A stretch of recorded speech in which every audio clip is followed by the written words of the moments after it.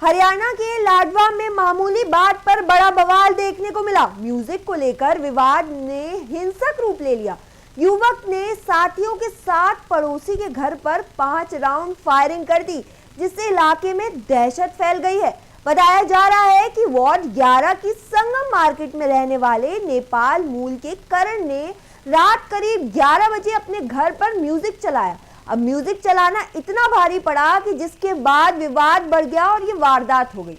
फिलहाल पुलिस मामले की जांच पर जुटी है।